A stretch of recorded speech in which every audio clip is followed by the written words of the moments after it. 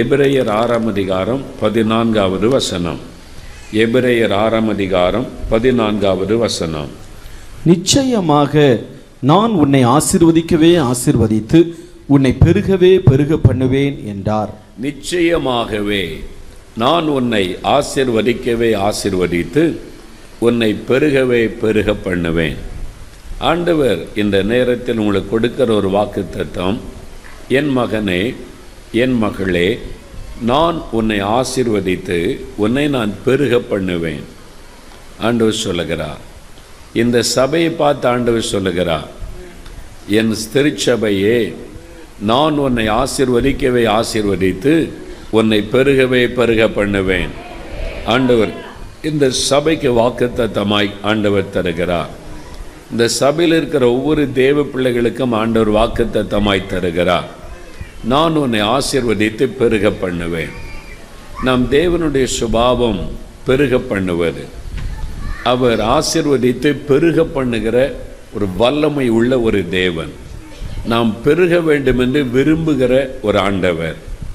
ஆதியாகமம் 1ஆம் அதிகாரம் 28ஆம் வசனத்தை வாசிக்கும் போது, ஆதாம் ஏவாளை உண்டாக்கி தேவன் அவளை ஆசீர்வதித்து பலுகி பெருகி பூமியை நிரப்புங்கள் என்று ஆசீர்வதிக்கிறார்.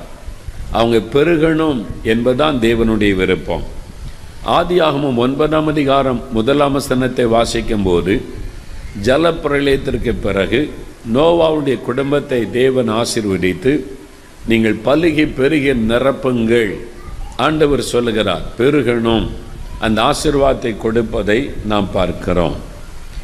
எலியாவின் நாட்களில் நடந்த ஒரு அற்புதம். 1 ராஜாக்கள் 17ஆம் அதிகாரம் 16ஆம் வசனத்தை வாசிக்கும் போது, சாரிபாத் விதவின் வீட்டில் கடைசியாக கலசத்தில் கொஞ்சம் எண்ணெய் இருக்குது, அந்த பானையில் கொஞ்சம் மாவு இருக்கிறது. இது சுட்டு சாப்பிட்டு சாகத்தான் வேணும், என் அடுத்த நேரம் சாப்பாடு இல்லை என்று அந்த விதவை சொல்லுகிறாள். எலியாவை கொண்டு தேவன் ஒரு அற்புதம் செய்கிறார். Miracle of multiplication. ஆண்டவர் சொல்லுகிறார், இந்த பஞ்சகால முடியும் வரைக்கும் மாவு அந்த பானையிலே குறைந்து போகாது, எண்ணெயும் குறைந்து போகாது. அப்போ தினமும் அந்த மாவு பெருகி கொண்டே இருக்கிறது, எண்ணெய் பெருகி கொண்டே இருக்கிறது, எடுக்க எடுக்க வந்து கொண்டே இருக்கிறது. பஞ்சகாலம் முடியும் வரைக்கும் அவளுக்கு சாப்பாட்டு பிரச்சனை இல்லை. பானையிலிருந்து எடுக்க எடுக்க வந்து கொண்டே இருக்கிறது. பெருக பண்ணுகிற ஒரு ஆண்டவர். நம்முடைய தேவைகளை சந்திப்பதற்காக, நம்முடைய குறைவுகளை நிறைவாக்குவதற்காக பெருக பண்ணுகிற ஒரு ஆண்டவர் அவர். அங்கு ஒரு நெருக்கமான தேவை வந்தபோது ஆண்டவர் பெருக பண்ணினார் என்று பார்க்கிறோம். இன்றைக்கு தப்பாலாம் சொல்கிறாங்க. நான் ஜெபம் பண்ணுறேன், உன்னுடைய பர்ஸில் இருக்கிற பணம் பெருகிறோம், 100 ரூபா இருந்துச்சு 500 ரூபா வந்துடும். மேஜிக்கெலாம் காமிக்கிறாங்க, இயேசுவின் பெயரை சொல்லி மேஜிக் காமிக்கிறாங்க. பெருகிறோம் பாருங்கள், எடுத்து பாரு, பர்ஸில் பாரு, பணம் வந்துடுது பாரு அப்படின்னு. நீங்கள் நல்லா கவனிக்கணும். கடைசி காலம் ரொம்ப கவனமாக இருக்கணும். இயேசுவின் பெயரை சொல்லி, இயேசு மேஜிக் காண்பிக்கிற ஆண்டவர் அல்ல. அவர் செய்த ஒவ்வொரு அற்புதத்தையும் கூர்ந்து கவனிங்க. எங்கே ஜனங்கள் தேவையோடு கலங்கி இருந்தார்களோ அவங்க மேலே மனதுருகி ஆண்டவர் அற்புதம் செய்கிறார். எந்த இடத்துல என் வல்லமையை பார்க்குறீங்களா, என் வல்லமை காமிக்கிட்டோமா, என்ன செய்யணும், பெருக பண்ணுறேன் பாருங்க, அதை பண்ணுறேன் பாருங்க. அப்படி இயேசு செய்யவே இல்லை. இயேசு கானா ஒரு கல்யாண வீட்டில் அற்புதம் செய்தார் என்றால் அந்த கல்யாண வீடை கலங்கின்னு இருக்கிறாரு. ஒரு குறைவில் திருமணம் முடிஞ்சால் அந்த பிள்ளைகளுடைய லைஃப் லாங்காக இவ கல்யாணத்தில் தான் திராட்சரசமே இல்லாமல் போச்சுன்ற ஒரு குற்றம் வந்துடும். அந்த குடும்பமே கலங்கி நின்ற சமயத்தில் தான் பிதாவினிடத்தில் அவர் கேட்டு அந்த அற்புதத்தை செய்து அவருடைய துக்கத்தை சந்தோஷமாய் மாற்றுகிறார். ஆண்டவர் பாரு, என்கிட்ட வல்லம் இருக்கு பாரு, எல்லாம் தண்ணியெல்லாம் கொண்டு வா பாரு, மேஜிக் காமிக்கிறேன் பாரு. ஏசு அதெல்லாம் பண்ணவில்லை. ஜனங்கள் மேலே மனதுருகி, எந்த வியாதியஸ்தரையும் மனதுருகித்தான் தொட்டு சுகமாக்கினார் இல்லாமல் என் வல்லமையை பாருங்கள் என்று இயேசு எந்த இடத்துல அற்புதம் செய்யவில்லை. அல்லேலூயா. அப்போ பெருக பண்ணுகிற அற்புதம் உங்கள் வாழ்க்கையில் நடக்கும். நீங்கள் ரொம்ப தேவையில் நெருக்கப்பட்டு கலங்கி இருக்கும்போது ஆண்டவர் உங்களுக்கு அற்புதம் செய்ய முடியும். உங்களுடைய தேவையை சந்திப்பதற்காக அந்த அவசரமான சூழ்நிலையில் அந்த இக்கட்டிலிருந்து உங்களுக்கு ஒரு விடுதலை கொடுப்பதற்காக ஆண்டவர் பெருக பண்ணுவார். பாருங்கள், ஆண்டவர் பெருக பண்ணுகிறார். அதே மாதிரி எலிசாவின் நாட்களிலும் நடந்தது. 2 ராஜாக்கள் 4ஆம் அதிகாரம் 1ஆம் வசனம் முதல் வாசிக்கும் போது ஒரு தீர்க்கதரிசனுடைய மனைவி வந்து சொல்லுகிறாள், கடன்காரர்கள் என் பிள்ளையை அடிமையாக கொண்டு போக கேட்குறாங்க, நான் என்ன பண்ணுறது? என்னுடைய கணவர் உண்மையாக தான் ஊழியம் செய்தார், கடன் பிரச்சனையில் சிக்கி கொண்டோம், இப்போ கடன்காரர்கள் நெருக்கிறாங்க, என்ன பண்ணுறதுன்னு தெரியல. அந்த விதவை கலங்கி நிற்கும் போது எலிசா சொல்ல, என்ன இருக்குது? ஒரு கொடை எண்ணெய் தான் இருக்குதுங்க. அவள் பதில் சொல்லும், ஒரு கொடை எண்ணெயே அல்லாமல் வேறு ஒன்றும் இல்லை. என்கிட்ட என்ன இருக்குன்னு கேட்டால், ஒரு கொடை எண்ணெய் இருக்குன்னு சொன்னால் போதும்ல, எண்ணெயே அல்லாமல் வேறு ஒன்றும் இல்லை. சிலர் எப்போவுமே பஞ்சப்பாட்டு பாடுறதே நம்முடைய வேலை.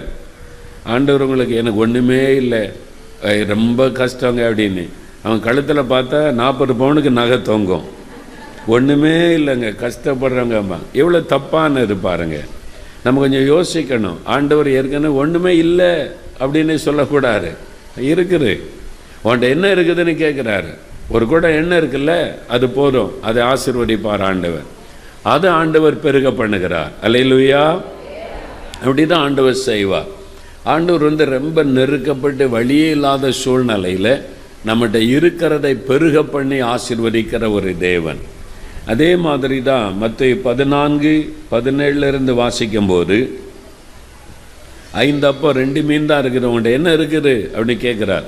ஜனங்கள்லாம் சாப்பிடணும், இவ்வளோ பேர் இருக்கிறாங்க ஆயிரக்கணக்கா, அண்ட் உங்கள்கிட்ட என்ன இருக்குன்னு கேட்குறார். 5 அப்பம் 2 மீன் தான் இருக்குது, அது போதும், கொண்டு வாங்க.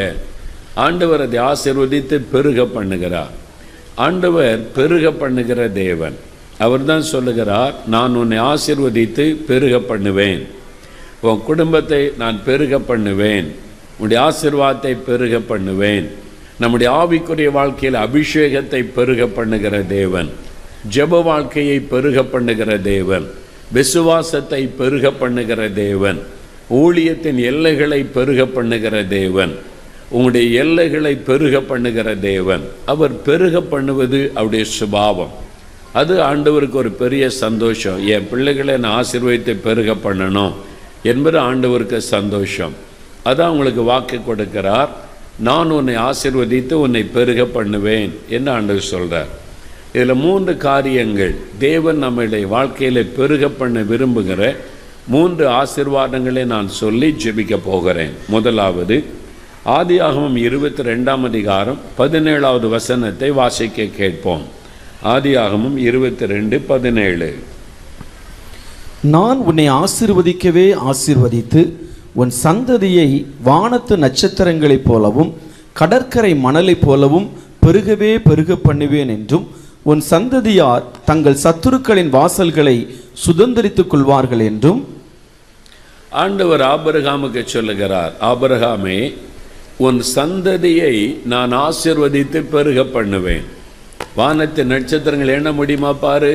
எண்ண முடியாது, அவ்வளவு நட்சத்திரம் இருக்கிறது. கடற்கரை மணலை எண்ண முடியுமா? எண்ண முடியாது. அந்த அளவிற்கு உன் சந்ததியை நான் பெருக பண்ணுவேன் என்று ஆண்டவர் சொல்லுகிறார். உபாகமம் 1:10 வாசிக்கும் போது ஆண்டவர் வாக்கு கொடுத்தபடியே அந்த சந்ததி பெருகி இருக்கிறதை வேதம் நமக்கு சொல்லுகிறார். ஆண்டவர் வாக்கு கொடுத்தபடியே பெருக பண்ணி இருக்கிறார் என்பதை நாம் வாசிக்கிறோம். ஆபிரகாமிட்ட சொல்றாரு, உன் சந்ததியை நான் பெருக பண்ணுவேன் என்று.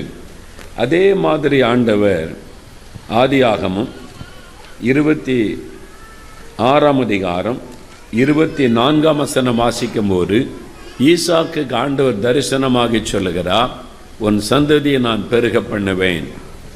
ஆபிரகாமுக்கு வாக்கு கொடுத்த ஆண்டவர் ஈசாக்குக்கும் சொல்லுகிறார், உன் சந்ததியை நான் பெருக பண்ணுவேன் என்பதாக. ஆதியாகமம் 25:21 வாசிக்கும் போது ஈசாக்கு தன்னுடைய சந்ததி பெருகும்படிக்கு தன் மனைவியினுடைய கர்ப்பம் ஆசீர்வதிக்கப்படும்படி அவன் ஜெபம் பண்ணினான் ரெபேக்காளுக்காக என்று வாசிக்கிறோம்.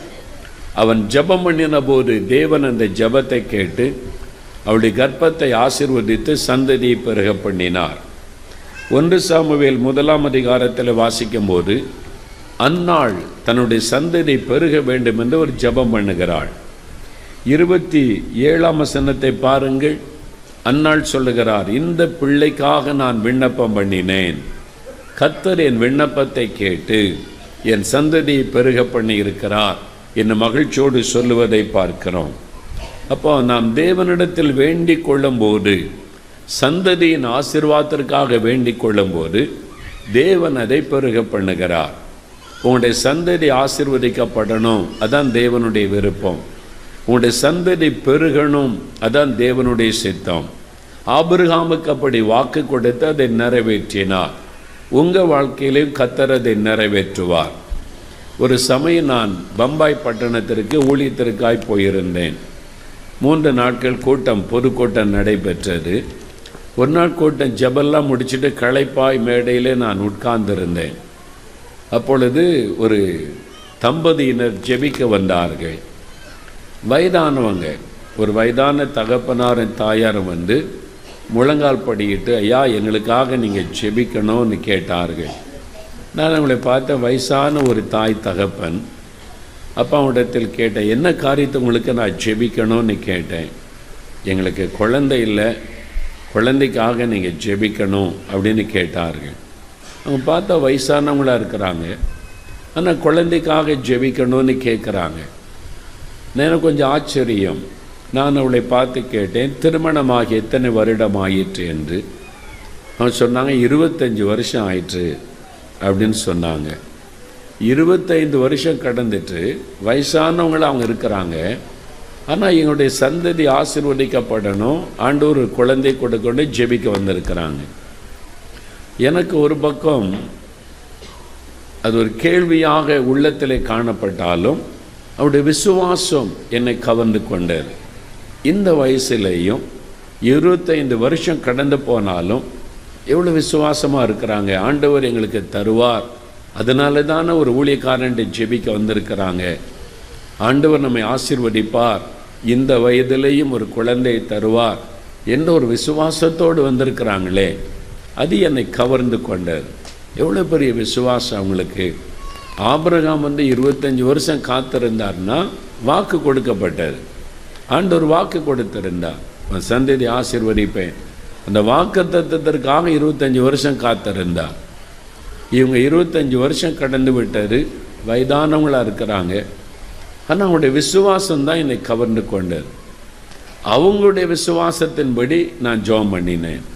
ஆண்டவரே, என் விசுவாசம் இதில் முக்கியமல்ல, அவங்க விசுவாசிக்கிறாங்க, நீர் அதை கனப்படுத்தணும். அவங்க உம்முடைய சமூகத்தில் முழங்கால் படியிட்டு, இந்த வயசிலேயும் எங்களுக்கு ஒரு குழந்தை செல்வத்தை ஆண்டவர் தருவார், சந்ததியை பெருக பண்ணுவார் என்று சொல்லி விசுவாசத்தோடு வந்திருக்கிறாங்க. எல்லாமே தோல்வி. அவங்க இவ்வளோ ஆசையாக ஜெபிக்கிறவங்க எத்தனை டாக்டர்கிட்ட போயிருப்பாங்க, குழந்தைக்காக எவ்வளோ மருத்துவ காரியம், எல்லாமே ஃபெயிலியர். ஒன்றும் முடியாதுன்ற சூழ்நிலையில் தான் இவ்வளோ வயசான பிறகும் இயேசுவின் மேலே விசுவாசம், அவர் ஆசீர்வதிப்பார். ஆண்டவரே, இவங்க விசுவாசத்தை நீங்கள் கனப்படுத்துங்க, அவங்க எவ்வளோ விசுவாசமாக மட்டும் வந்திருக்கிறாங்கன்னு சொல்லி அவங்களுக்காக நான் ஜெபம் பண்ணி அனுப்பினேன். 1 வருஷம் கழித்து ஒரு உபவாச ஜெபம் அங்கே நடைபெற்றது.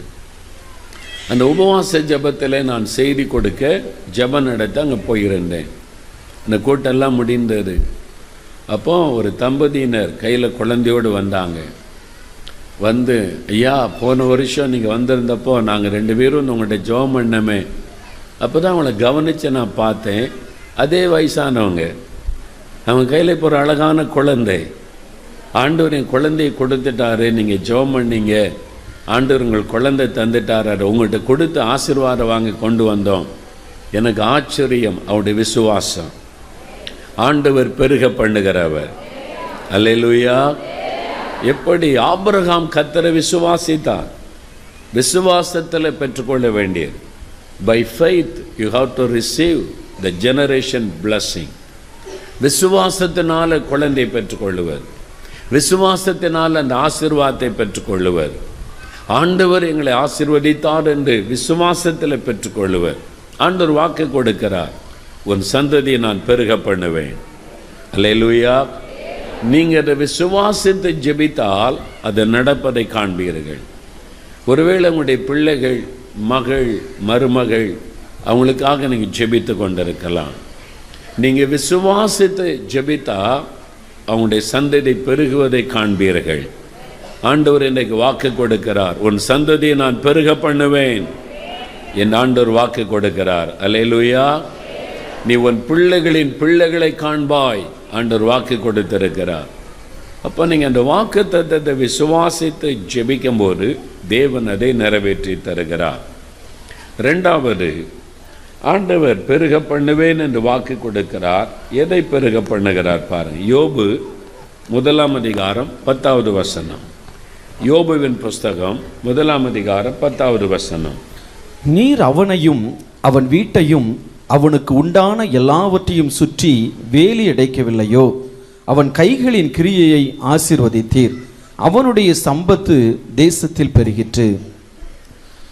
யோபுவை குறித்து சாத்தான் சாட்சி சொல்லுகிறான். யோபுவை ஆண்டவர் எப்படி ஆசீர்வதித்து வைத்திருக்கிறார் என்பதற்கு சாத்தான் ஒரு சாட்சி கொடுக்கிறான். ஆண்டவரிடத்தில் சொல்றான், நீர் அவனை வேலி அடைத்து பாதுகாக்கிறீர். அப்போ முதலாவது, யோபுவையும் அவன் வீட்டையும் ஆண்டவர் வேலி அடைத்து பாதுகாக்கிறார். நீங்கள் எப்போ ரட்சிக்கப்பட்டு ஆண்டவரோடு உடன்படிக்கை பண்ணி அவருடைய குடும்பத்துக்குள்ள இயேசுவின் பிள்ளையா வந்துட்டீங்களோ, உங்களை சுற்றிலும் பரலோகம் ஒரு வேலி வைக்கிறது. அல்லேலூயா, அல்லேலூயா. பரலோகம் உங்களை சுற்றிலும் ஒரு வேலி வைத்து விடுகிறார். ஆமென். அதுக்குள்ளே வேறு யாரும் தொட முடியாது. விசுவாசிக்கணும், அதுதான் விசுவாசம். நான் இயேசுவின் குடும்பம், இயேசுவுக்கு நாங்கள் சொந்தம், பரலோகம் எங்களை கண்காணிக்கிறது என்று சொல்லி. சில இடங்களில் பார்த்தீங்கன்னா சில நிலங்கள் இருக்கும், சும்மா அப்படியே கிடக்கும், யாரும் உள்ளே நுழைய மாட்டாங்க. இரும்பெல்லாம் கிடைக்கும், யாரும் போய் தொட மாட்டாங்க. ஏன்னா எழுதி போட ரயில்வே நிலம், இந்த நிலம் ரயில்வேக்கு சொந்தம், ரயில்வேக்கு தனி போலீஸ் இருக்குது. அதனால் திருடுறதை கூட ரயில்வே இதில் திருட ரொம்ப பயப்படுவாங்க. பிடிச்சா அவ்வளோதான், பயங்கரமான இது. ஏன்னா அது சென்ட்ரல் கவர்மெண்ட். இங்குள்ள ஆளவன ஏமாத்தில் எம்எல்ஏ ஃபோன் பண்ணுவார், எங்கள் ஆள் தான்ப்பா திருடனா கூட விட்டுருப்பான் பாரு. திருடனுக்கு துணை போகிற ஆட்கள் தானே இங்கே இருக்காங்க. அதனால தான் அவங்களும் திருடுறாங்க, கொள்ளை அடிக்கிறாங்க கோடி கோடியாக. அங்கே அந்த சென்ட்ரல் கவர்மெண்ட்னா ஒரு பயம், அவங்களுக்கு பயம். இது அந்த இடம் அவங்களுக்கு சொந்தம். அந்த இதை தொட்டுறாங்கப்பா, சென்ட்ரல் ரயில்வேக்கு சொந்தம். ஒரு சென்ட்ரல் கவர்மெண்ட்டுக்கு சொந்தத்துக்கு அவ்வளோ பெரிய பாதுகாப்புன்னா, நம்ம பரலோகத்தின் சொத்துக்கள். நம்மெல்லாம் யார்? பரலோகத்தின் சொத்துக்கள். தொற்ற முடியுமா யாராவது? அல்லேலூயா சொல்லுங்க. உன்னை தொடுகிறவன் அவருடைய கண்மணியை தொடுகிறான். அவர் கண்ணின் மணியை கை வச்சு தொற்ற முடியுமா யாராவது? நீங்கள் அதை விசுவாசிக்கணும். அல்லேலூயா சொல்லுங்க. நானும் என் குடும்பம் இயேசுவுக்கு சொந்தம், எங்களை சுற்றிலும் ஆண்டவர் வேலி அடைச்சி பாதுகாக்கிறாரு, நாங்கள் அவருக்கு சொந்தம். தினம் அப்படி சொல்லி ஆண்டவரை துதிச்சு பாருங்க, அந்த பாதுகாப்பை நீங்கள் உணருவீங்க. அல்லேலூயா. ஜெபம் பண்ணி என்னத்தை கண்டோம், சர்ச்சுக்கு போயினா இப்படியே சலிச்சு வாழ்ந்து ஆசீர்வாதத்தை நம்ம இழந்து போனோம். அப்படி இல்லை, ஆண்டவர் நமக்கு வச்சிருக்கிற பாக்கியத்தை நினைச்சு பாருங்க. ஆண்டவர் நமக்காக தூதர்களுக்கு கட்டளை இடுகிறாராம். அல்லேலூயா சொல்லுங்க. ஒரு முதலமைச்சர் வந்தால் போலீஸ் வரும், கருப்பு பூனை படை, கருப்பு ட்ரெஸ் போட்டுக்கிட்டு துப்பாக்கி தூக்கிட்டு வருவாங்க, யாரும் நெருங்க முடியாதுன்னு. ஆனால் சில ஆட்கள் நினச்சா அவங்களையும் அழிச்சே பண்ணிடுறாங்க, அந்த பாதுகாப்பெல்லாம் உடைச்சிடுறாங்க. ஆனால் நமக்கு பாதுகாப்பு எங்கேருந்து வர்றாங்க? பரலோகத்தில் தூதர்கள் கட்டளையிடுவாராம், அவங்கள யாராவது தொட முடியுமா? அப்போ ரொம்ப சரியான பாதுகாப்போடு இருக்கிறவங்க யார் தான்? சொல்லுங்க, ஆமேன்னு சொல்லுங்க. பைபிள் எழுதியிருக்கல நமக்கு.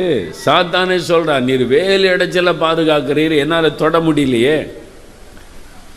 அப்போ ஆண்டவர் நம்மை சுற்றி வேலி அடைச்சு பாதுகாக்கிறார், அதான் சொல்லப்பட்டிருக்கு. அப்புறம் சாத்தான் சொல்கிறான், அவன் என்ன செஞ்சாலும் ஆசீர்வாதம் பண்ணுறீங்களே.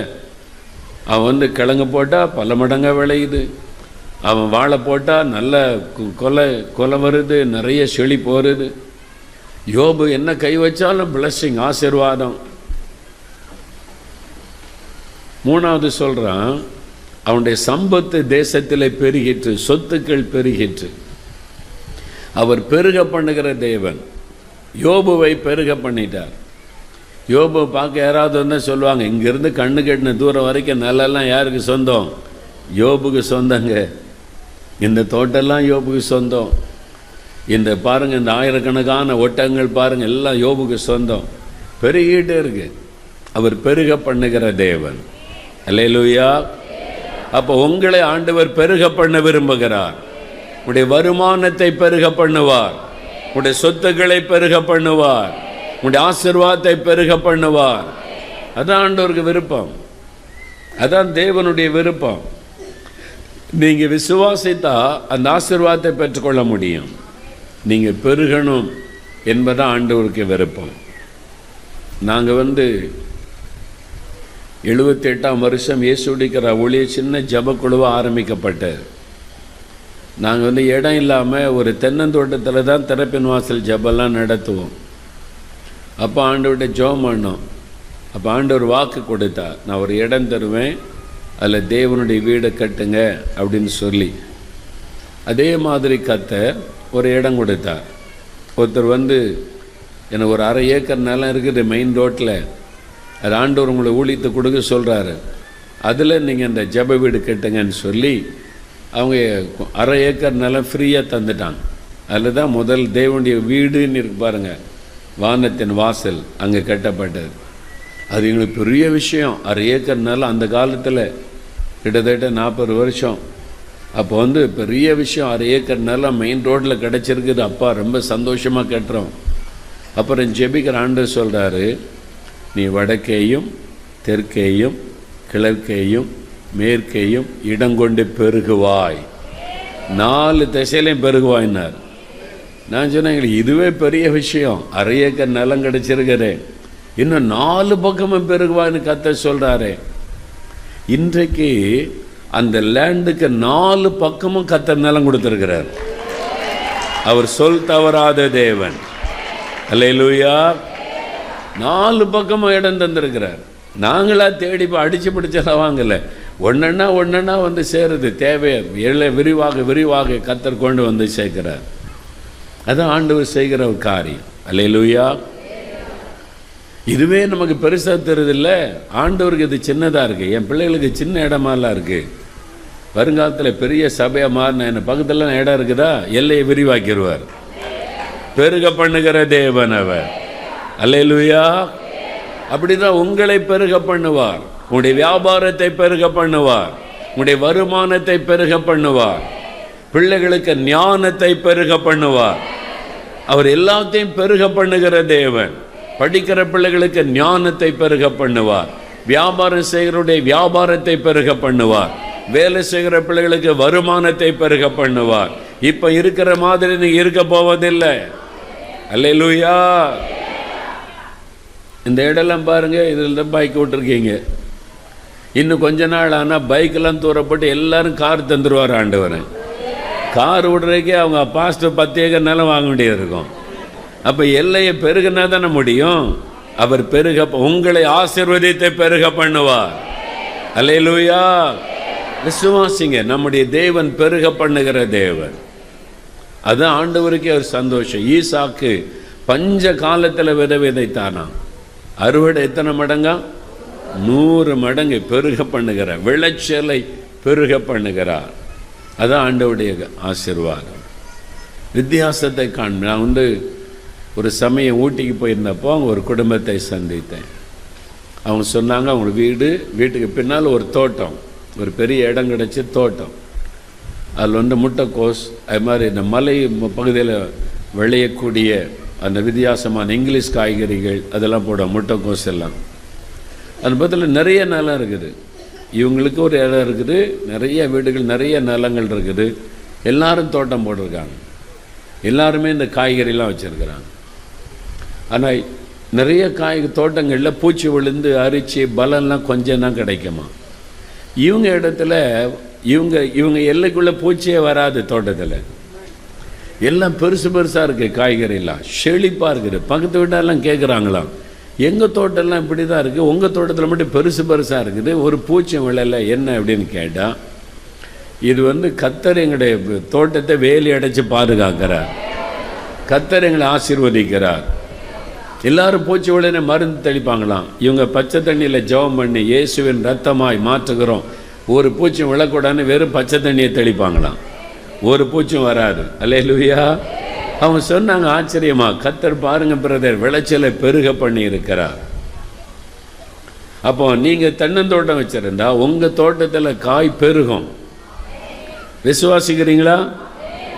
எல்லா இடமும் பஞ்சம், எல்லா இடமும் தண்ணியில் இப்படி தான் இருக்கும் அப்படின்னு நினச்சா அப்படி தான் இருக்கும். எல்லா இடமும் பஞ்சம்னா கூட ஈசாக்கை ஆசீர்வதித்த ஆண்டவர் எங்களோடு கூட இருக்கிறார். இந்த தோட்டத்தை ஆசீர்வதி ஆண்டவரே, ஜெபிச்சு ஆசீர்வாதம் வந்துடும். அல்லேலூயா. என் மனைவி நிறைய தோட்டம் போட்டு வச்சுருக்கிறார். மாந்தோட்டம் இருக்குது, தென்னந்தோட்டம் இருக்குது, நிறைய பழத்தோட்டம் இருக்குது. எல்லாத்தையும் போய் நான் போகும்போதெல்லாம் இது பாருங்கள், இது காய்ச்சிருக்கு, அது காய்ச்சிருக்கு என்னெல்லாம் பார்க்க சொல்லுவேன். என் மனைவிக்காகவே அவளை உற்சாகப்படுத்துறதுக்கு போய் பார்க்குறேன், நல்லா இருக்கா, எப்படி இதெல்லாம் காய்க்குதுன்னு. நான் மரத்தில் கை வச்சு ஜெபம் பண்ணுறேன்ல, ஒவ்வொரு மரத்துலையும் கை வச்சு ஜெபம், இயேசுவின் நாமத்தால் அது காய்க்கட்டும்னு. அது சொல்ல, பூ செடி வச்சா பூக்கட்டும்னு செடிக்கு ஒரு ஜெபம். நான் ஜெபிக்க எல்லாம் செழிப்பாக வருது. ஜெபத்தில் அவ்வளோ வல்லமாக இருக்குது. தோட்டத்தில் போய் ஜெபம் பண்ணுங்க. ஆண்டவரே, உம்முடைய தோட்டம், உம்முடைய பிள்ளைகளாக எங்களுக்கு நீர் கொடுத்த தோட்டம், இந்த மரங்கள் உமக்கு சொந்த ஆசீர்வதிங்க. நீங்கள் ஜெபம் பண்ணுங்க. நீங்கள் ஜெபிச்சா வித்தியாசத்தை காண்பீங்க. ஆண்டவர் பெருக பண்ணுகிற தேவன். அல்லேலூயா. உங்கள் நிலங்களை பெருக பண்ணுவார், எல்லைகளை பெருக பண்ணுவார். அந்த பெருக்கம் வரன்னு என்ன பண்ணணும்னு தெரியுமா? லூக்கா 6:38 வாசிங்க. லூக்கா 6:38.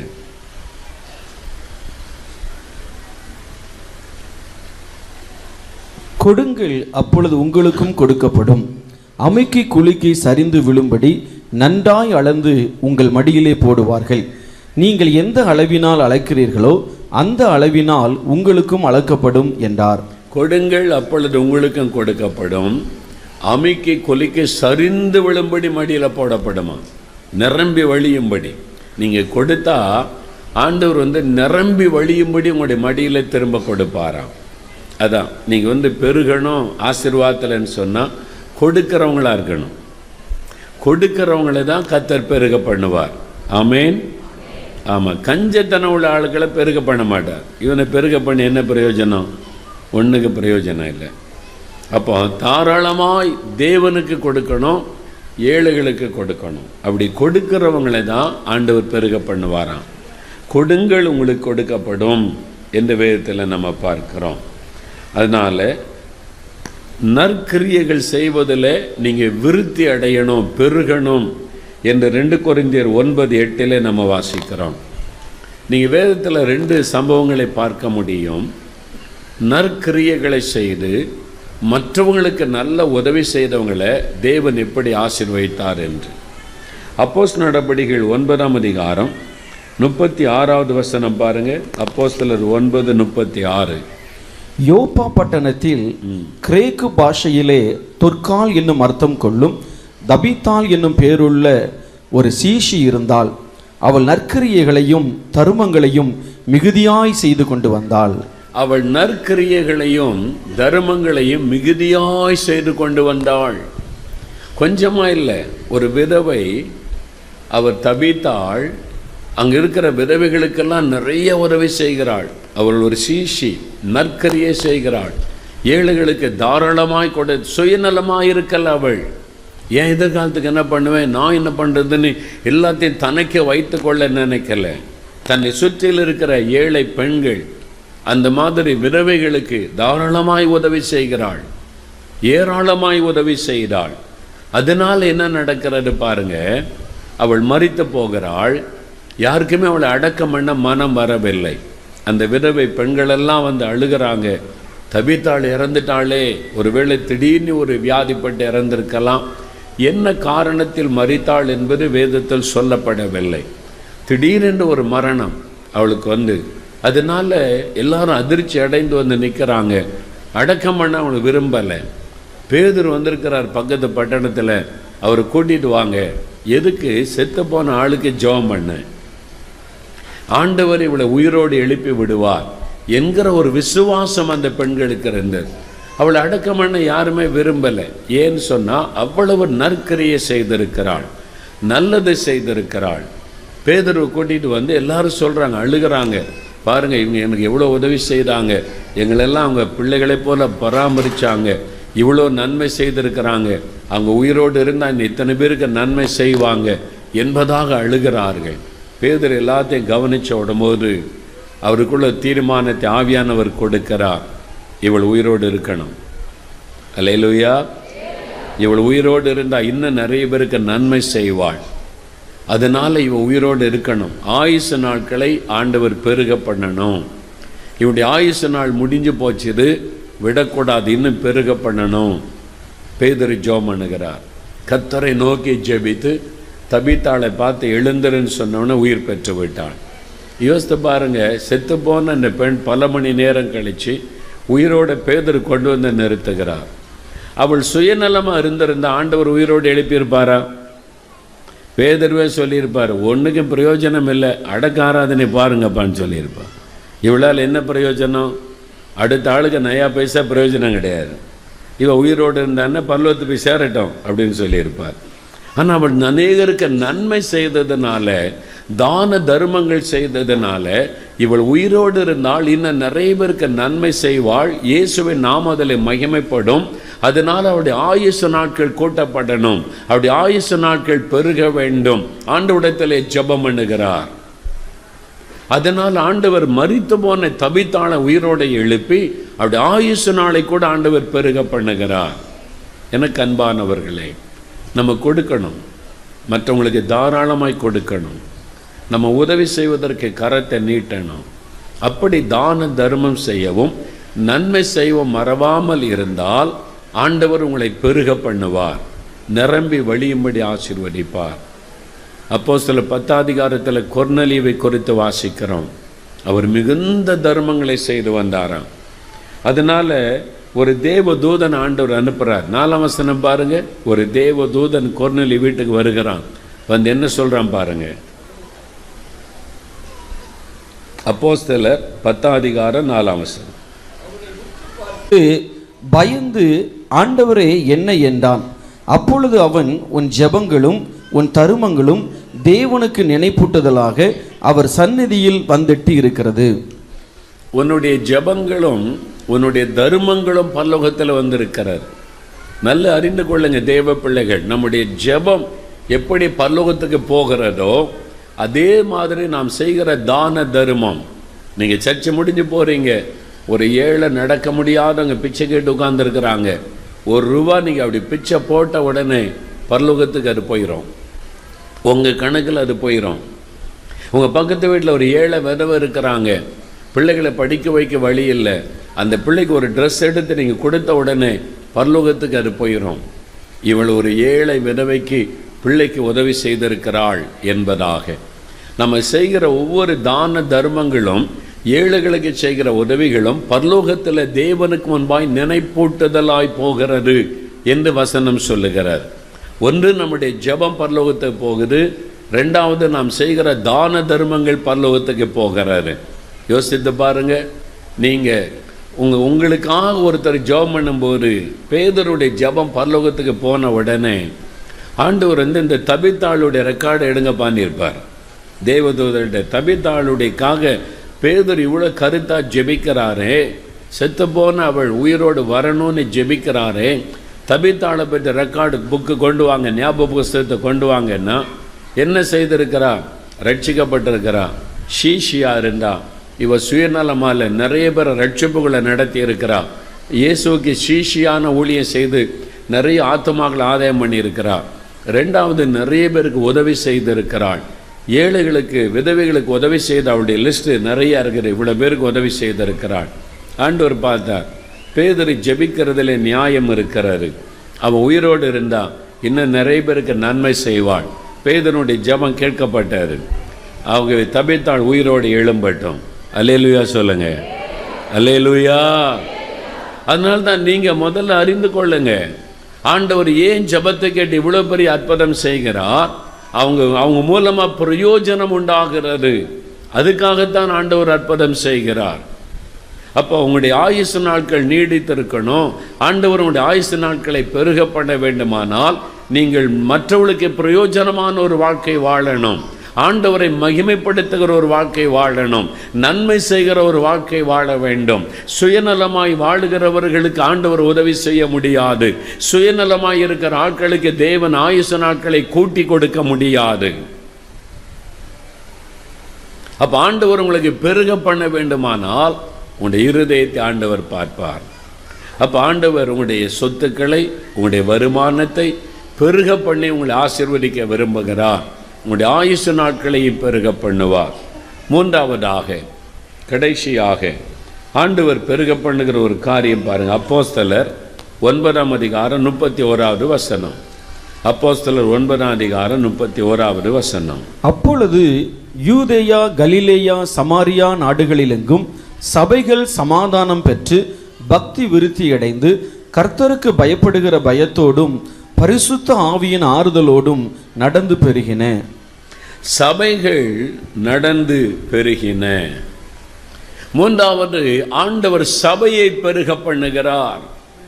ஆண்டவருடைய வார்த்தை சொல்லுகிறது, யூதேயா, கலிலேயா, சமாரியா நாடுகளில் எங்கும் சபைகள் பெருகிற்று. எருசலேமில் ஆரம்பிக்கப்பட்ட சபை, அப்போஸ்தலர் நடபடிகள் 2ஆம் அதிகாரம் 41ஆம் வசனம் வாசிக்கும் போது, பெந்தெகோஸ்து நாள் ஆவியானவர் ஊற்றப்பட்ட போது முதலாவது 3000 பேர் ரட்சிக்கப்படுகிறார்கள்.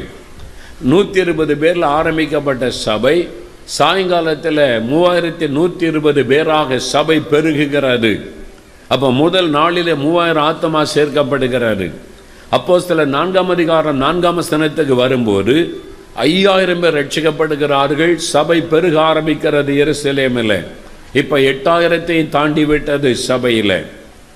5ஆம் அதிகாரம் 14ஆம் வசனத்திற்கு வரும்போது திரளான ஸ்திரீகளும் புருஷர்களும் விசுவாசம் உள்ளவர்களானார்கள் எருசலேமில். முதல்ல 3000, 5000, இப்போ திரளான ஸ்திரீகள் புருஷர்கள். முதல் நாளில் இன்னைக்கு எவ்வளோ பேர் ஞானஸ்தானம் எடுத்தாங்க அப்படின்னு கேட்டால், முதல் நாளில் 3000, 2வது நாளில் 5000, இன்றைக்கு எண்ண முடியல, கூட்டம் கூட்டமாக வந்துக்கிட்டே இருக்காங்க. ஐயோ, எத்தனை ஆயிரம்னு சொல்ல முடியல. திரளான புருஷரும் ஸ்திரீகளும், சபை வளருகிறது. அதான் ஆண்டவருடைய விருப்பம். சபைனா வளர்ந்து பெருகணும். அந்த சபை வளர்ந்து பெருகுகிறது. ஆத்துமாக்கள் கூட்டம் கூட்டமாக ரட்சிக்கப்பட்டு சபை பக்கம் திரும்பி கொண்டே இருக்கிறார்கள். அப்போஸ்தலர் நடபடிகள் 6ஆம் அதிகாரம் 7ஆம் வசனம் வாசிக்கும் போது, எருசலேமிலே சீஷருடைய தொகை மிகவும் அதிகமாய் பெருகிற்று. வசனம் சொல்லுகிறது, எருசலேமிலே சீஷருடைய தொகை மிகவும் அதிகமாய் பெருகிற்று. எண்ண முடியலை, நிறைய ஆயிரக்கணக்காக வந்து விட்டார்கள். வேத அறிஞர்கள் சொல்கிறாங்க, அப்போஸ்தலர் 4ஆம் அதிகாரத்தில் திரளான விசுவாசிகள் என்று நாம் 31, 32 வாசிக்கிறோம். அப்பொழுது எருசலேமிலே 24,000 விசுவாசிகள் இருந்திருக்கிறார்கள் என்று வேத அறிஞர்கள் சொல்கிறாங்க. 2ஆம் அதிகாரத்தில் தான் சபை ஆரம்பிக்கப்படுகிறது. 4ஆம் அதிகாரம் வருவதற்குள்ள 24,000 விசுவாசிகள் எருசலேமிலே. அப்போ சபை வேகமாய் வளர்ந்து பெருகுகிறது. புதுசு புதுசு ஆத்மாக்கள் ரட்சிக்கப்பட்டு சபையில் சேர்க்கப்படுகிறார்கள். அப்போஸ்தலர் 2ஆம் அதிகாரம் கடைசி வசனம் சொல்லுகிறது, அனுதினமும் ரட்சிக்கப்படுகிறவர்கள் சபையில் சேர்க்கப்பட்டார்கள். தினமும் ஞானஸ்நானம், தினமும் ஜனங்கள் சேர்க்கப்படுறாங்க. தினமும் புது புது ஆத்மா ரட்சிக்கப்படுகிறார்கள். சபை வளர்ந்து பெருகுகிறது. அப்புறம் 8ஆம் அதிகாரத்தில் வரும்போது சமாரியாவுக்குள்ளே சபை பரவுகிறது. சமாரியாவுக்குள்ளே 9ஆம் அதிகாரம் வருவதற்குள்ளாக யூதேயா, கலிலேயா, சமாரியா நாடுகள் முழுவதிலும் எல்லா இடத்துல சபைகள், எல்லா கிராமத்திலும் பட்டணத்தில் சபைகள் வளர்ந்து பெருகுகிறது. எருசலேமிலே பிரம்மாண்டமான சபை வளர்ந்து பெருகிவிட்டது. இதுதான் தேவனுடைய விருப்பம், இதுதான் தேவனுடைய சித்தம். இந்த இயேசு நம்முடைய சபை இவ்வளவு பேர் வந்திருக்கிறோம், பந்தல் நிரம்பி விட்டது என்று நாம் சந்தோஷப்படலாம். ஆனால் ஆண்டவருடைய திட்டம் இது வரல. இதை விட 10 மடங்காக பெருகணும், 100 மடங்காக பெருக வேண்டும். என்னால் ஏராளமான ஆத்துமாக்கள் வெளியில் இருக்கிறார்கள். அவங்கெல்லாம் வந்து கர்த்தரை ஆராதிக்க வேண்டும். சபை வளர்ந்து பெருகணும். அதான் தேவனுடைய திட்டம். இப்பொழுது இருப்பதை விட இன்னும் நீங்கள் பெருக வேண்டும். இப்பொழுது இருப்பதை விட இன்னும் நீங்கள் பெருக போகிறீர்கள். அதுதான் ஆண்டவர், சபை வளர்ந்து பெருகிற்று. அப்போ ஆண்டவருடைய விருப்பம் அது. நீங்களும் எத்தனை பேர் அதை விரும்புகிறீங்க? உண்மையாவா? அல்லேலூயா. நாங்கள் 50 பேர் இருக்கும்போது பாஸ்டர் கூட நல்ல பழக்கம், எங்கள் குடும்பத்தை பற்றிலாம் தெரியும், நல்லா இருந்தது. இப்போ இவ்வளோ பேர் வந்த உடனே பாஸ்டருக்கு எங்களே தெரிய மாட்டேங்குது, பாஸ்டரையும் பார்க்க முடியல. நான் கொஞ்சம் பேராக இருந்தால் பரவாயில்ல. அதனாலே சிலருக்கு சபை வளர்றது பிடிக்காது. நிறைய பேர் வந்துட்டா எல்லாரும் பாஸ்டரை சொந்தம் கொண்டாடுவாங்க. அப்போ எல்லாரும் பாஸ்டர்கிட்ட போய் பேச முடியாது. அதுக்காகவே சில ஆட்கள் வந்து சபை இப்படி இருந்தால் போதும் அப்படின்னு இருப்பாங்க. நீங்கள் யாராவது எப்படி இருக்கீங்களா? உண்மையாவா? அப்போ பாஸ்டர் நீங்கள் அடிக்கடி பார்க்கலாம் முடியாது, பரவாயில்லையா? இன்னும் ஆயிரக்கணக்கு ஆத்மா வந்துட்டா மேடையில் தான் பார்க்க முடியும். பரவாயில்ல, ஆத்மா தான் வேணும் அப்படின்னா நல்லாரும் அல்லேலூயா சொல்லுங்க. அல்லேலூயா. அப்போ சபை வளர்ந்து பெருக போகிறது, சபை வளர்ந்து பெருக போகிறது. அதான் கர்த்தர் கொடுக்கிற வாக்குத்தத்தம், ஆசீர்வாதம். எல்லாருக்கும் ஆசை இருக்கு, சபை வளரணும், பெருகணும். ஆண்டவருடைய விருப்பம் அதுதான். ஆனால் அதுக்கு 2 காரியம் செய்யணும். முதலாவது, ஆதி அப்போஸ்தல திருச்சபை நீங்கள் நோக்கினால் அந்த சபை வளர்ந்து பெருக 2 முக்கியமான காரணம். ஒன்று ஜெபம். ஜெபிக்க ஜெபிக்க ஜெபிக்க தான் சபை வளர்ந்தது. அல்லேலூயா. சபை ஜெபத்தில் தான் உருவானது, ஆவியானவர் மூலமாய் ஸ்தாபிக்கப்பட்டது. ஆனால் ஜெபத்தினால தான் சபை உருவானது.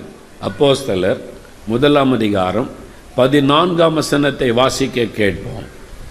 அங்கே இவர்கள் எல்லாரும் ஸ்திரீகளோடும் இயேசுவின் தாயாகிய மரியாளோடும் அவருடைய சகோதரரோடும் கூட ஒருமனப்பட்டு ஜெபத்திலும் வேண்டுதலிலும் தரித்திருந்தார்கள். ஜெபத்திலும் வேண்டுதலிலும் தரித்திருந்தார்கள். இன்னும் சபை ஆரம்பிக்கல, 2ஆம் அதிகாரத்தில் தான் சபை உருவாக போகிறது. அதுக்கு முன்னாலே ஜெபிக்கிறாங்க. ஜெபத்தில் உருவாக்கப்பட்டதான் சபை. அல்லேலூயா. 10 நாட்கள் ஜெபத்தில் தரித்திருக்கிறாங்க, ஜெபிச்சுக்கிட்டே இருக்கிறாங்க. 120 பேர் மேல் அறையில் உட்கார்ந்து ஜெபித்து கொண்டே இருக்கிறாங்க. அங்கே ஒர்ஷிப் நடத்த ஆள் கிடையாது, பிரசங்கம் கிடையாது, ஒன்லி ப்ரேயர். ஜெபிச்சுக்கிட்டே இருக்கிறாங்க.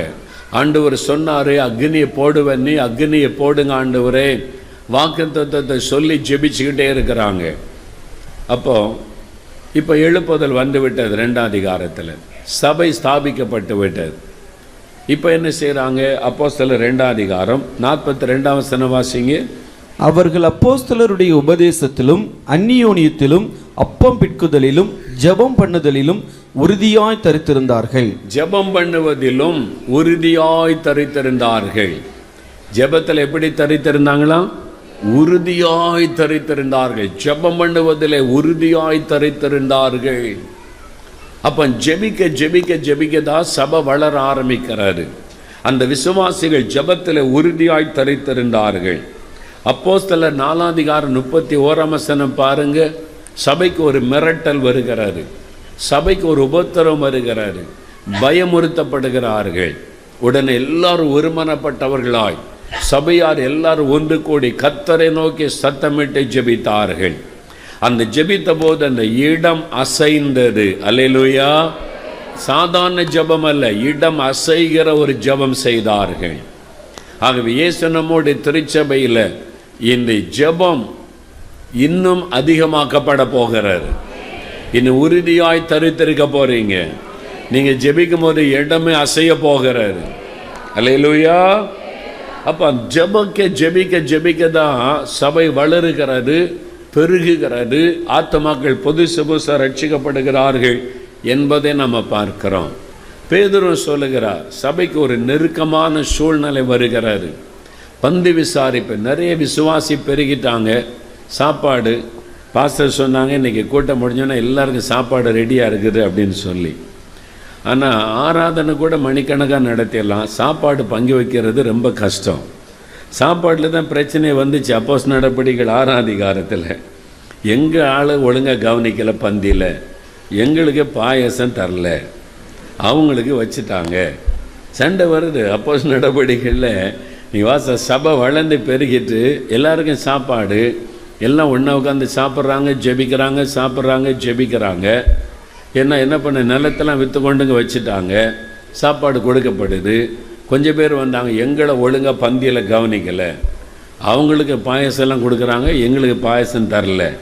அது மாதிரி பிரச்சனை ஒன்று வருது. பேதுரு சொல்கிறார், என்னடா இது வம்பா இருக்குது, சாப்பாடு போட்டாலே பிரச்சனை தான்.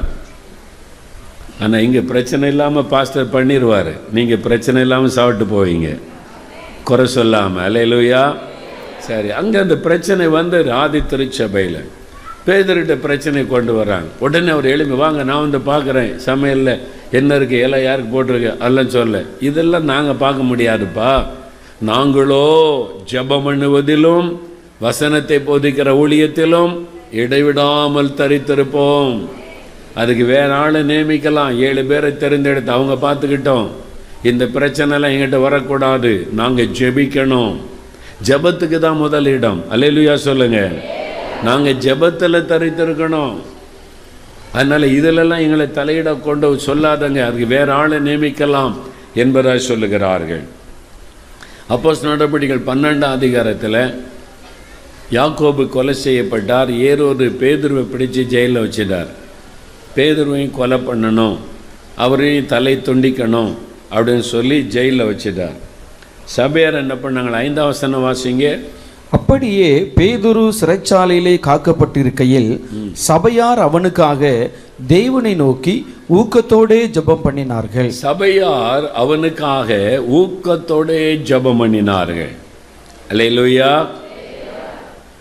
இப்போ நீங்கள் எனக்காக 5 நிமிஷம் ஜெபிக்கணும்னு எவ்வளோ ஊக்கமாக ஜெபிச்சிங்க, நல்ல கரம் வைத்தனி, ரொம்ப ஊக்கமாக கருத்தாக ஜெபிச்சிங்க, ரொம்ப சந்தோஷம். அல்லேலூயா. இப்போ சபையார் பேதுருவை தன்னுடைய அப்போஸ்தலனை ஜெயிலில் வச்சுட்டாங்க. அவன் வந்து கொலை பண்ணிடுவேன்னு ஏரோது நிற்கிறாரு.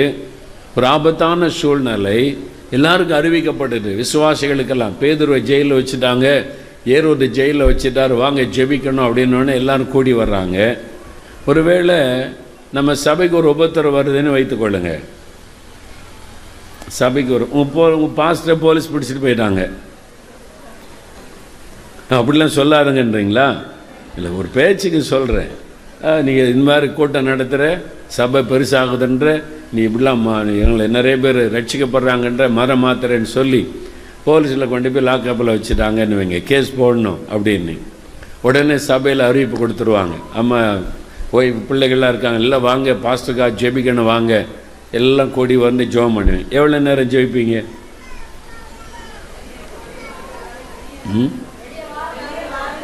அப்படியா? உண்மையில் அப்படி ஜெபம் பண்ணுவீங்களா? பாருங்கள், நல்ல விசுவாசிகள் தான் அவங்களுக்கு கிடச்சிருக்காங்க பாஸ்டருக்கு. பொதுவாக என்ன பண்ணோம், 1 மணி நேரம் ஜெபிச்சுட்டு அப்புறம் எல்லோரும் வீட்டுக்கு சாப்பிட போயிடுவோம், வீட்டில் போய் ஜெபம் பண்ணுங்க அப்படின்னு. ஆனால் ஆதி திருச்சபையில் பேதுரு ஜெயிலில் வைக்கப்பட்ட உடனே சபையார் கூடி ஜெபிக்க ஆரம்பித்தா 10 நாள் ஆனாலும் ஜெபிச்சுக்கிட்டே இருப்பீங்களா? ஆமென். பார்ப்போம். அல்லேலூயா. ஆமாம், அப்படின்னு வந்து ஜெபிக்கிறீங்களான்னு. ஆதி திருச்சபையில் பேதுரை ஜெயிலில் வச்ச உடனே அவங்கெல்லாம் கூடி ஜெபம் பண்ணாங்க. 1 மணி நேரம் 2 மணி நேரம் ஜெபிச்சுட்டு போய்விடவில்லை, தொடர்ந்து ஜெபிக்கிறாங்க. அதான் நம்ம அறிந்து கொள்ளாமல், சிறைச்சாலையிலிருந்து பேதுரு விடுதலையாகி வரும் வரைக்கும் அவங்க ஜெபத்தை விடவில்லை. அல்லேலூயா. அந்த மாதிரி ஜெபத்தில் சாதித்தார்கள். நீங்கள் ஜெபம் பண்ணால் தேவதூதன் போய் உங்கள் பாஸ்டரை வெளியே கொண்டு வந்துடுவார். விசுவாசிக்கிறீங்களா? அல்லேலூயா சொல்லுங்க. விசுவாசிங்க. ஆண்டவர் இன்றைக்கு அப்படி செய்கிறார். ஆமென். பாண்டிச்சேரியில் ஒரு பாஸ்டர், அவருக்கு வட இந்தியாவில் போய் ஊழியம் செய்யணும்னு அவருக்கு ரொம்ப ஆசை. அதனால் தனியாகவே போயிருக்கிறார். வட இந்தியாவில் வடகிழக்கு மாநிலம் மிசோராம் பக்கம் போய் ஊழியம் செய்ய போயிருக்கிறார். அப்படியே கிராமங்களில் சுவிசேரிச்சுட்டு போனவர் ஒரு எல்லையை தாண்டி உள்ளே போயிட்டார். அங்கே போனால் இராணுவத்தினர் வந்து சூழ்ந்துட்டாங்க. இவர் கையில் பைபிள் வச்சுட்டு டிராக்ஷனை வச்சுருக்காரு. இராணுவத்தில் யாருடா இவங்க பார்த்தா வித்தியாசமாக இருக்குதுன்னு பார்த்தா அவங்க வந்து பர்மா, மியான்மர் தேசத்து இராணுவம். இவர் தெரியாமல் உள்ளே போயிட்டார், பார்டர் கடந்து அந்த நாட்டுக்குள்ளே போயிட்டார். இந்த நம்முடைய இந்தியாவுடைய எல்லையை தாண்டி பர்மா நாட்டுக்குள்ளே போயிட்டார். அவங்க இராணுவம் பிடிச்சிட்டாங்க. அவரை பிடிச்சிட்டு இவர் பேசுகிறாரு தமிழில் இங்கிலீஷில், அவனுக்கு அதெல்லாம் புரியலை. அவன் பர்மிய மொழியில் பேசுகிறான். அவங்க சொல்லிட்டாங்க, இவர் வந்து நம்ம தேசத்தை உளவு பார்க்க வந்திருக்கிறாரு நம்ம நாட்டை உளவு பார்க்க வந்திருக்காரன் கொண்டு போய் ஜெயிலில் அடைச்சிட்டாங்க. இவர் சொல்லி பார்த்தார், பைபிளெல்லாம் காமிச்சார், ஐமே பாஸ்டர், நான் வந்து இங்கே பாண்டிச்சேரியிலேருந்து வரேன் அப்படிலாம் சொன்னார். அதெல்லாம் ஒன்றும் கேட்கல, உள்ளே வச்சுட்டாங்க. அப்போ இவருக்கு வந்து தமிழ் பேசுகிறாரு, இங்கிலீஷ் பேசுகிறாரு கொஞ்சம். அதனால் இவருடைய மொழி தெரிஞ்ச ஆளை கண்டுபிடிக்கணும். ஒரு கேத்தலிக் ஃபாதர், தமிழ் தெரிஞ்ச ஒரு கேத்தலிக் ஃபாதர், அங்கே கேத்தலிக் சர்ச் இருக்குது, அவர்கிட்ட தகவல் போய் அவர் வந்திருக்கிறார், வந்து பேசியிருக்கிறார். என்னையானே சொல்லியிருக்கார், நான் இது மாதிரி ஊழியம் செய்ய வந்தேங்க, நான் இந்தியாவுக்குள்ளே தான் நினச்சேன், இந்த நாடுன்னு எனக்கு தெரியாது, தெரியாமல் உள்ள வந்துட்டேன். அவர் சொன்னார், ஆனால் அவருக்கு கேஸ் ரொம்ப சீரியஸாக இருக்குது. அவங்க என்ன நினைக்கிறாங்கன்னா, நீ இந்தியாவிலேருந்து உளவு பார்க்க இந்த நாட்டுக்குள்ளே வந்திருக்கிறேன்னு சொல்லி உன் மேலே பெரிய கேஸ் அவங்க ஃபைல் பண்ணியிருக்கிறாங்க, உளவு பார்க்க வந்த உளவாளின்னு சொல்லி. அவ்வளோ ஈஸியாக நீங்கள் இந்த வெளியே போக முடியாது, எப்படி உள்ளே நீங்கள் வந்த, உனக்கு விசா கிடையாது, பாஸ்போர்ட் இல்லை, இதெல்லாம் உள்ளே வந்திருக்கிற அப்படின்னு சொல்லி ஃபாதர் சரி நான் முயற்சி பண்ணுறேன், நான் பேசி பார்க்குற முயற்சி பண்ணேன்னு போனார். ஆனால் அவங்க ரொம்ப ஸ்ட்ரிக்ட், இராணுவ ஆட்சி நடந்து கொண்டிருக்கிறாங்க, யார் சொல்லியும் கேட்க மாட்டாங்க. அவர் ஒரு பக்கம் முயற்சி பண்ணிக்கிட்டே இருக்கார். இவருக்கு வீட்டுக்கு கூட தகவல் சொல்ல முடியாது. வீட்டார் என்ன பண்ணியிருப்பாங்க, காணுமே பாஸ்டர்ன்னு எல்லாரும் ஜெபம், என்னாச்சு தகவலும் தெரியல, எல்லாரும் ஜெபம். அவருக்கு ஜெயிலுக்குள்ளே உட்காந்து ஜெபம் பண்ணிக்கிட்டே இருக்கிறார், கண்ணு மூடி ஆண்டவர்கிட்ட ஜெபிச்சுக்கிட்டே இருக்கிறார். இப்படியே சில நாள் போச்சு. ஒரு நாள் அப்படி ஜெயிலுக்குள்ளே அப்படியே கண்ணை மூடி ஆவியில் நிரம்பி அந்நிய பாஷையில் ஜெபிச்சுக்கிட்டே இருந்தாரா. சில மணி நேரம் கழித்து கண்ணை திறந்து பார்த்தா வயல்வெளியில் இருக்கிறார்.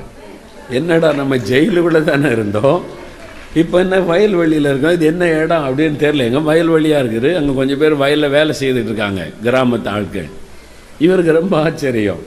உடனே எழும்பி அங்கே போய் விவசாயிகிட்ட பயந்து பர்மாக்குள்ளே எங்கேயோ நம்ம மாட்டிக்கிட்டோம் போல திரும்பன்னு சொல்லி வந்து கேட்டால் மெதுவாக போய் விசாரிச்சிருக்கிறார், இது எந்த நாடு அப்படின்னு.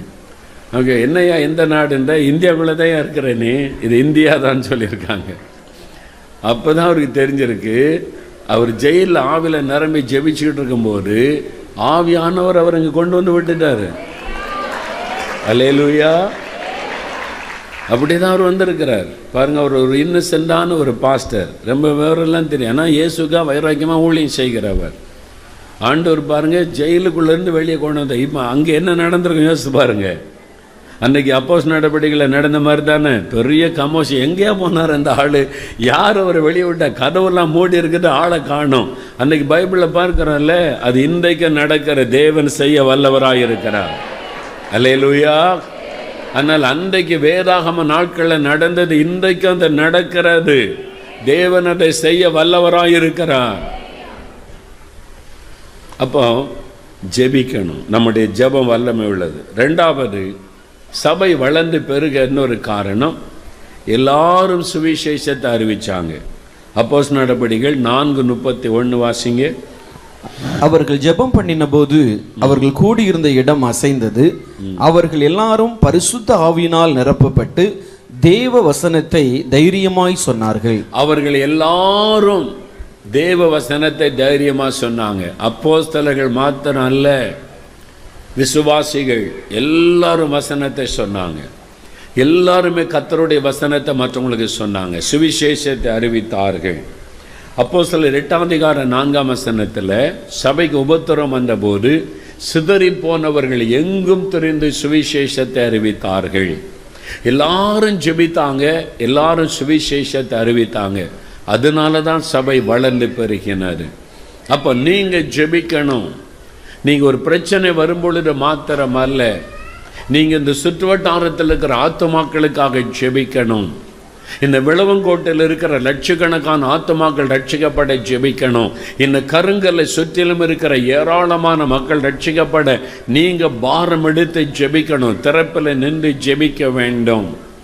இப்போவே நீங்கள் யோசித்து பாருங்களேன், சர்ச்சுக்கு எப்போ வருவீங்க? ஞாயிற்றுக்கிழமை ஆராதனைக்கு வருவீங்க. அது போனால் உபவாச ஜெபம் வச்சா வருவீங்க. அது போனால் பாஸ்டர் வந்து பெண்கள் மீட்டிங் வச்சா பெண்கள் வருவீங்க. அது மாதிரி பாஸ்டர் வந்து ஒரு கூட்டம்னு அனௌன்ஸ் பண்ணால் அந்த டைமுக்கு நீங்கள் வருவீங்க. அது இல்லாத மற்ற நேரங்களில் நம்ம சர்ச்சுக்கே வருவதில்லை. அது இல்லாத நேரத்தில் சர்ச்சுக்கு வரோமா? வரமாட்டோம். அடுத்து எப்போ சர்ச்சுக்கு வருவோம் சொல்லுங்கள்? அடுத்த ஞாயிற்றுக்கிழமை காலையில் வருவோம். இடையில உபவாச ஜெபம் இருக்கா? முழு ஜெபம் இருக்குதா? இல்லை, இந்த வாரத்தில் ஒன்றும் இல்லை. அதனால் அடுத்த அனௌன்ஸ் பண்ணாங்களே ஞாயிற்றுக்கிழமை வருவோம். இந்த ஒரு வாரம் என்ன பண்ணுறீங்க?